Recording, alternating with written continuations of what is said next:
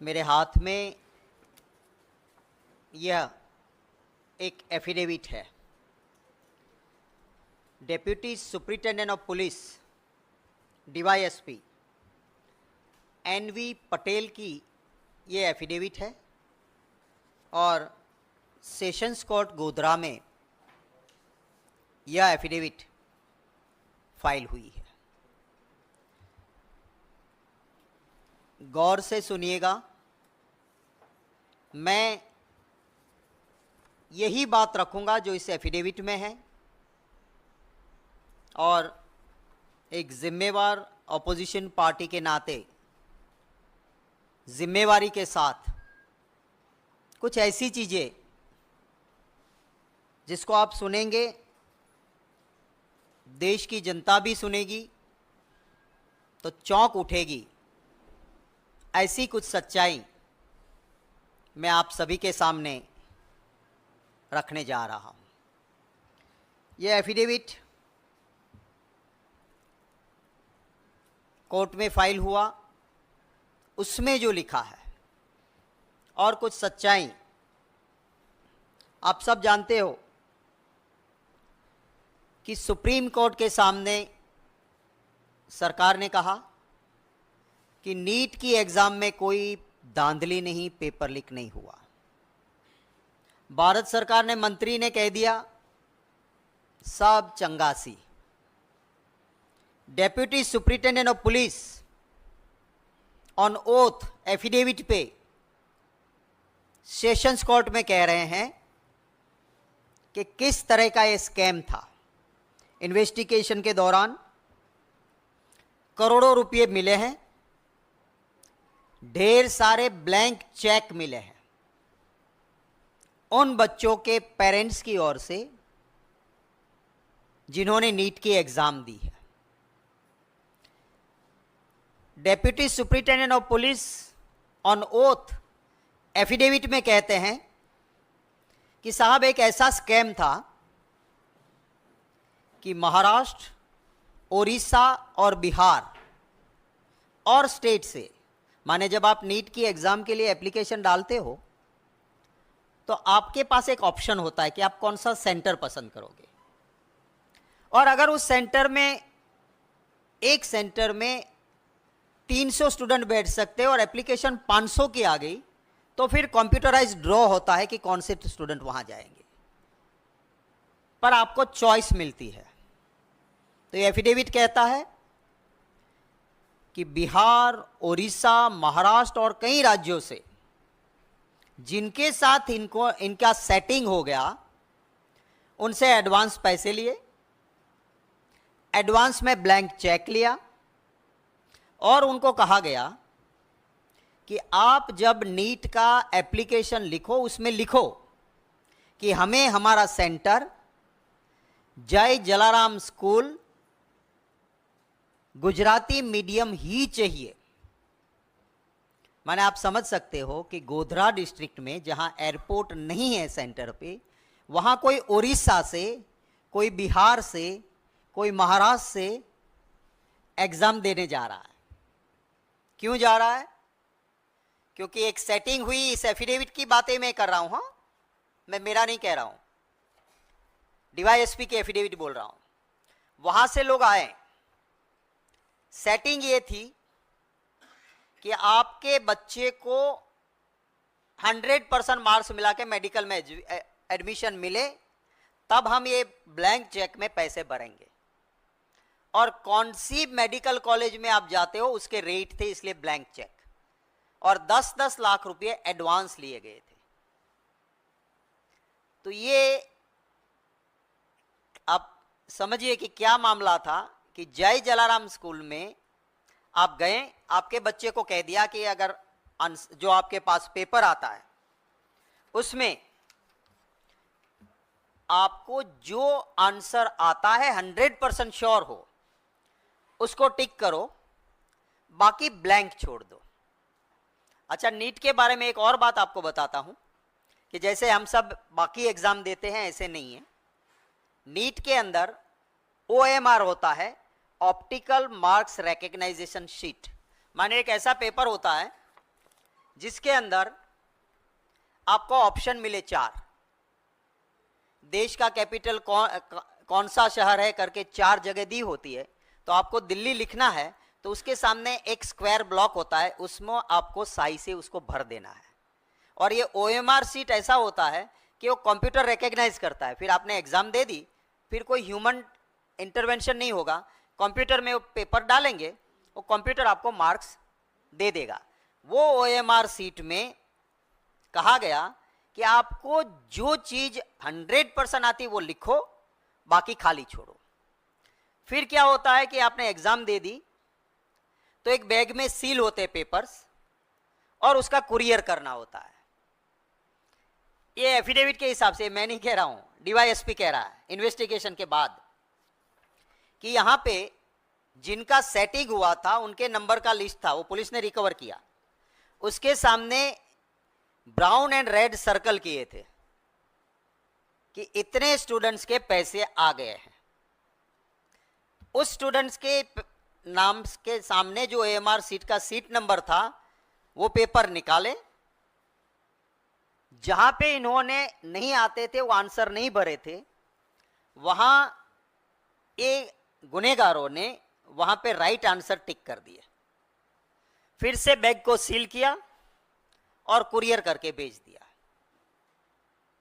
माने जो 100%, माने जितने मार्क्स है उतने 100% मार्क्स क्यों मिले? क्योंकि स्टूडेंट को जितना आता था खुद लिखा 100%, बाकी जो ये और एक्यूज्ड कौन है मैं उसके बारे में आपको बताता हूं।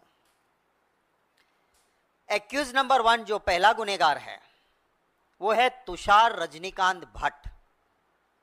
वो नीट परीक्षा के लिए, नीट की एग्जाम के लिए सेंटर सुपरिटेंडेंट है।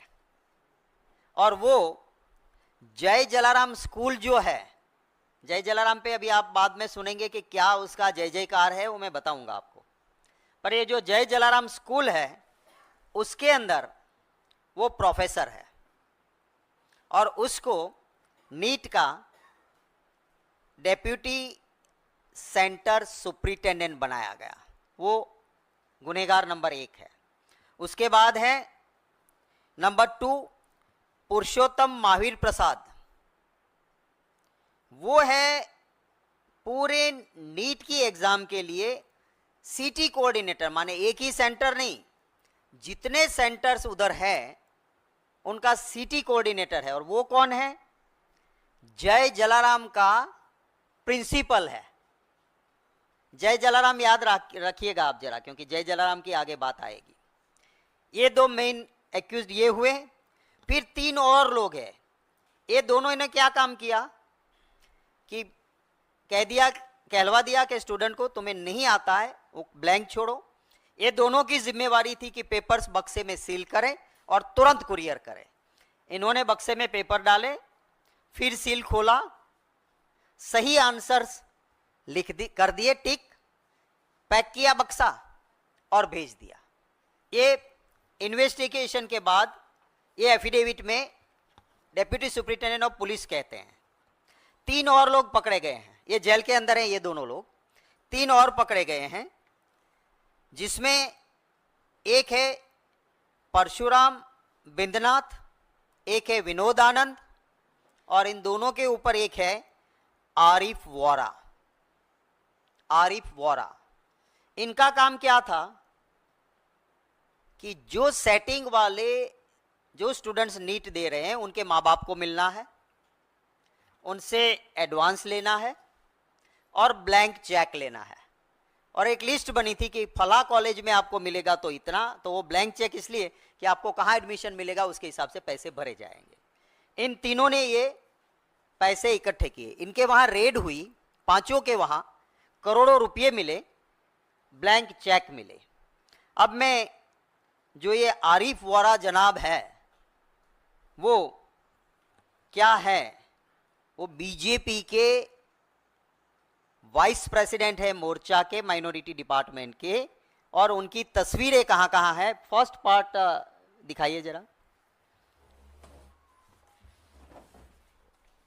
ये जो अभी रोकिएगा इसको, ये सैफरन टोपी है जो, वो है गोधरा के एमएलए हैं, बीजेपी के लीडर हैं, और उनके साथ जो खड़े हैं वो अभी जो जेल में है, और जो स्टूडेंट के पैसे लेके आ रहे थे, और बीजेपी के माइनॉरिटी डिपार्टमेंट के वाइस प्रेसिडेंट भाजपा के, ये आपको जनाब दिख रहे हैं। सेकंड लो,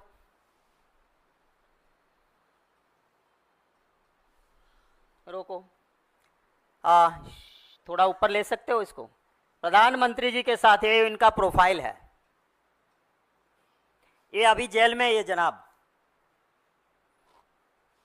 खाता नहीं खाने देता नहीं के साथ, करोड़ों से कम खाता नहीं, सच बोलने वाले को चैन की रोटी खाने देता नहीं। नेक्स्ट, ये युवा नेता है बीजेपी का,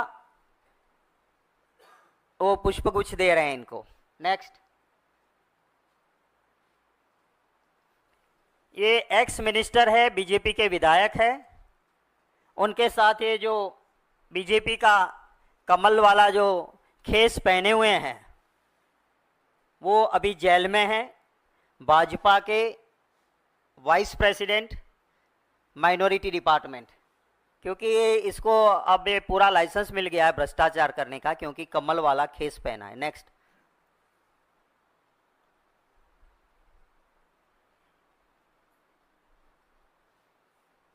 ये बीजेपी के दफ्तर में इनका सम्मान किया जा रहा है,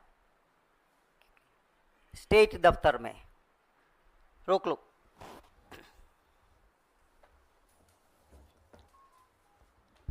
इन लोगों ने मिलके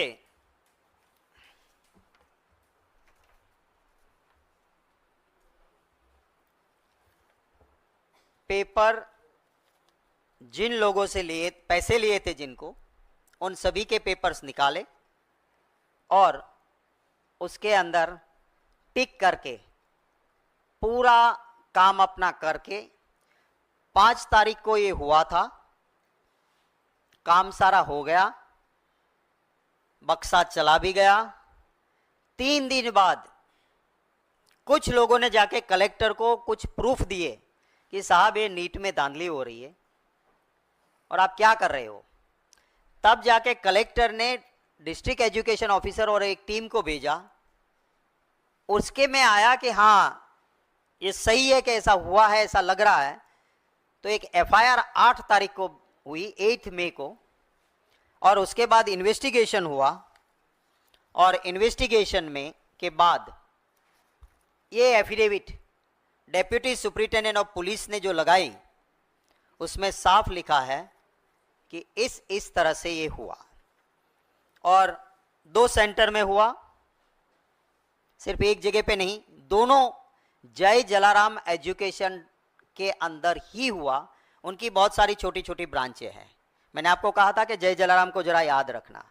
जय जलाराम स्कूल परवड़ी, गोधरा और पडाल थर्मल, इसके दोनों सेंटर पे से इसी तरह के विद्यार्थियों के धांधली के काम हुए। अब ये जो जय जलाराम है उसको सेंटर दिया गया। आप सारी जो कानूनी प्रक्रिया गाइडलाइंस है कि सेंटर किसको मिलता है, वो सारे गाइडलाइंस को ताक पे लगाते हुए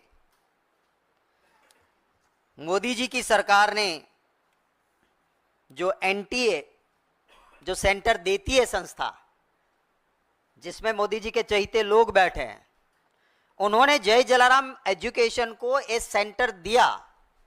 नहीं देना चाहिए थी, उनको दिए, एक नहीं, एक से ज्यादा दिए। और ये जो जय जलाराम है, मेरे हाथ में एक कागज है, एक ऐसी एजुकेशन चलाने वाली फर्जी फ्रॉड लोग हैं यहां पे कि इनको गवर्नमेंट ने 11 स्टैंडर्ड के लिए एक क्लास की मंजूरी दी थी, जिसमें ज्यादा से ज्यादा 66 स्टूडेंट रह सकते हैं। वहां उन्होंने 450 को दाखला दिया। फीस के गुजरात में कानून स्टैंडर्ड है, उससे ज्यादा ले लिए। हाईकोर्ट में पिटीशन हुई इनके खिलाफ और 35,28,000 का इसे दंड हुआ, पेनल्टी हुई। और ये कागज है जय जलाराम का, उसने लिख के दिया कि हाँ मेरी गलती थी और 35,28,000 का दंड यानी पेनल्टी मैं भर रहा हूं, ये कागज वो है। कोई भी प्रूडेंट मैन जहां देश के लोगों की जिंदगी के साथ डॉक्टर्स का नाता होने वाला हो, ऐसे डॉक्टर्स के सिलेक्शन में नीट जैसी एग्जाम के लिए एक ऐसे आदमी को आप सेंटर देंगे क्या कि जो फ्रॉड करता है, जो प्राइवेट है, जिसे कोई लेना देना नहीं। पर ये क्यों मिला, इसको सेंटर क्यों मिला? पार्ट 2 दिखाए फोटोग्राफ्स के, आप देखिएगा जरा इसको, रुकिएगा इसको।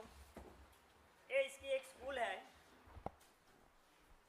जिसको इनॉग्रेशन करने के लिए मोदी जी की एक जमाने में खास मंत्री, इस बार चुनाव जो हार गई, स्मृति ईरानी जी, ये गई है। इसको ऊपर थोड़ा कर सकते हो भाई, कैन पिक्चर थोड़ा ऊपर आ सकता है? नहीं, फर्स्ट भाई, हाँ ये है। दूसरे उत्तर प्रदेश के गवर्नर आनंदीबेन पटेल, इसके नीचे है एजुकेशन मिनिस्टर भूपेंद्र सिंह चुड़ासमा, और जय जलाराम का मेन आदमी है जो ट्रस्ट का अध्यक्ष है, चेयरमैन ऑफ द ट्रस्ट, उसका फोटो नीचे है। ये जय जलाराम है। आगे बढ़ो। एक चेक की आदान प्रदान हो रहा है मोदी जी के साथ। ये जो यहां है, ये महाशय, ये ट्रस्ट के मेन पर्सन है, चेयरमैन है ये, और ये मोदी जी है, जरूरत से ज्यादा जो हंसता हुआ चेहरा इधर है। आगे बढ़ो।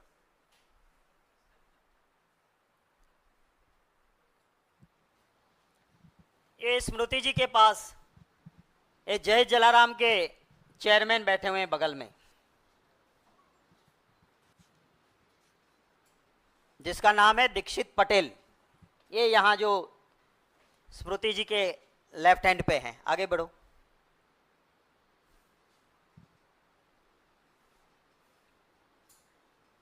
ये स्मृति जी को स्मृति चिन्ह मिल रहा है।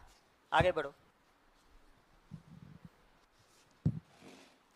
ये दूसरे भाजपा के मंत्री हैं, ये स्कूल के चेयरमैन, जय जलाराम के चेयरमैन, इनको तस्वीर दे रहे हैं बुला के। आगे बढ़ो। ये भी डिंडोर है, ये भी बीजेपी के बड़े नेता और भाजपा सरकार के मंत्री हैं, और ये जय जलाराम के चेयरमैन, इनको भी फोटो गिफ्ट कर रहे हैं। आगे बढ़ो। ये है एजुकेशन मिनिस्टर थे उस वक्त पे भाजपा के, भूपेंद्र सिंह चुड़ासमा एजुकेशन मिनिस्टर हैं। ये जय जलाराम के चेयरमैन है जो इनके साथ सूट बूट में सज हैं वो। आगे बढ़ो। ये गुजरात के मुख्यमंत्री है भाजपा के, विजय रूपानी जी, और ये जय जलाराम के चेयरमैन हैं। आगे बढ़ो, शायद लास्ट होगा। हाँ, ये विजय रूपानी जी चीफ मिनिस्टर थे उस वक्त पे, भाजपा के नेता। उधर राइट साइड में आप देख सकते हो कि जय जलाराम के चेयरमैन हैं, उसके पास में बगल में खड़े हैं वो एजुकेशन मिनिस्टर हैं। आगे, शायद लास्ट होगा, ठीक है।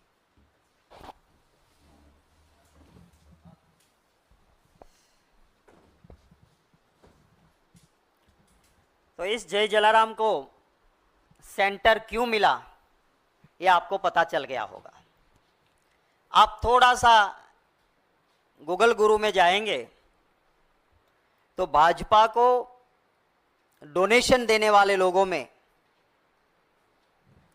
आपको जय जलाराम एजुकेशन ट्रस्ट भाजपा को डोनेशन देने वाले लोगों में उस लिस्ट में मिल जाएगा।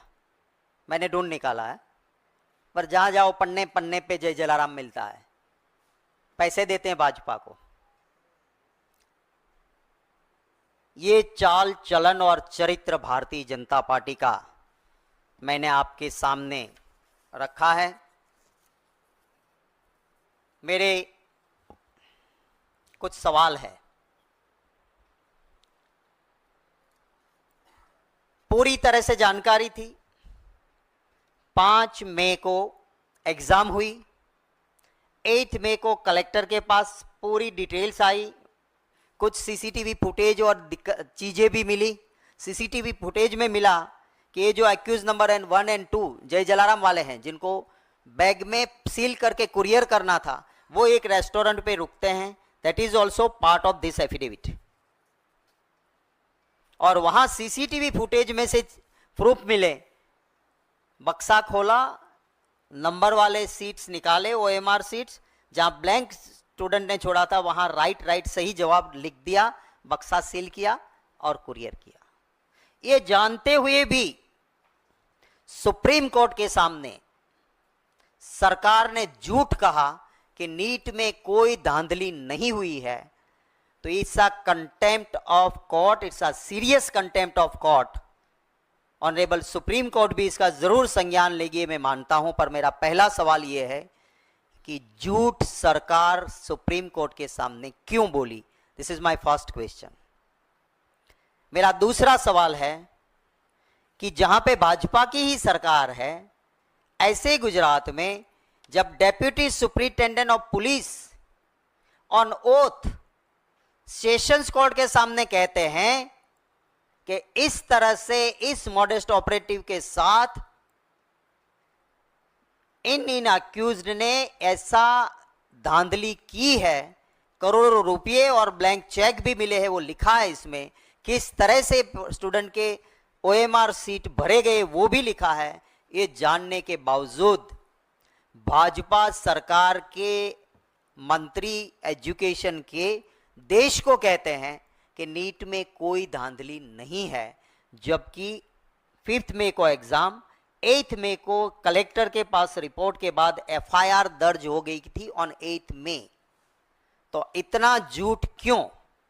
मेरा तीसरा सवाल है कि मोदी जी और उनका ट्विटर नीट मसले पे क्यों चुप रहे? चौथा सवाल है, सारी नीट की गाइडलाइन को ताक पे रखते हुए एक ऐसी जय जलाराम संस्था की जो धांधली करती है, गलत करती है और उसको हाईकोर्ट के में इसके खिलाफ पिटिशंस होती है और इसके लाखों रुपया दंड भरना पड़ा, ऐसी संस्था को नीट जैसी सेंसिटिव एग्जाम का सेंटर जय जलाराम को क्यों दिया?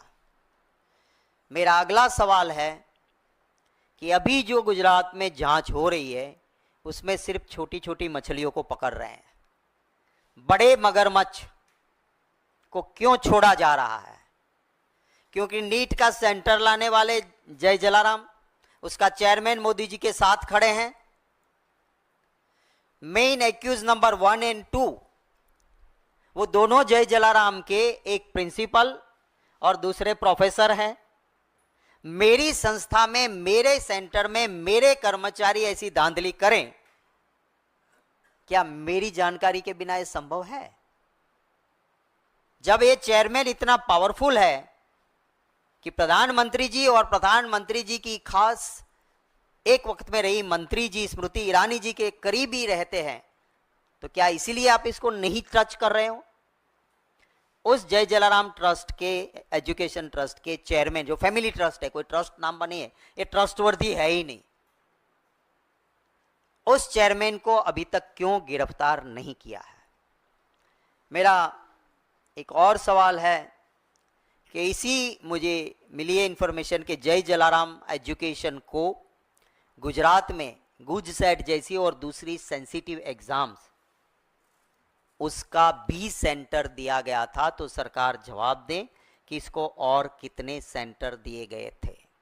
इसमें एक एक्यूज ने अपनी बेल एप्लीकेशन में लिखा है कि दूसरे जो एक्यूज है, माने जिन्होंने पैसे इकट्ठे किए थे, उनमें से एक ने अपनी बेल एप्लीकेशन में लिखा है कि नंबर 1 और 2 माने जो जय जलाराम के लोग हैं, वो तो सिर्फ यही नहीं, यूपीएससी के हो, गुजसेट के हो, कैट के हो, सभी पेपर्स को पैसे लेके सेट करते थे। हम तो इनकी चाल में एक छोटे मोहरे हैं, तो हमें बेल दे दो। तो इनकी भी जांच होनी चाहिए। और मेरा आखिरी सवाल है कि नेट पे कुछ चीजें तो मिली है मुझे, भाजपा डिक्लेयर करे कि जय जलाराम एजुकेशन से भाजपा के धन संग्रह में, उनके फंड में कितने पैसे जय जलाराम ने दिए हैं, ऑफिशियल और अनऑफिशियल, वो देश की जनता को बताएं। ये मेरे कुछ सवाल हैं। सरकार, पार्लियामेंट में राहुल गांधी जी को, राज्यसभा में हम लोगों को, किसी को, लोकसभा हो या राज्यसभा, नीट पे चर्चा इसीलिए नहीं देना चाहती है क्योंकि ये सरासर सरकार में बैठे लोग और उनके चट्टे बट्टों ने लाखों विद्यार्थियों का भविष्य बर्बाद किया है। और इतना सबूत, और ये भी डेप्यूटी सुप्रिंटेंडेंट ऑफ पुलिस कहते हैं कि इस तरह से ये नीट की एग्जाम में धांधली हुई है, तो मैं नहीं मानता हूं कि अब कोई भी द्वार ऐसा बचा है कि जहां से सरकार अपनी चमड़ी को बचा सकती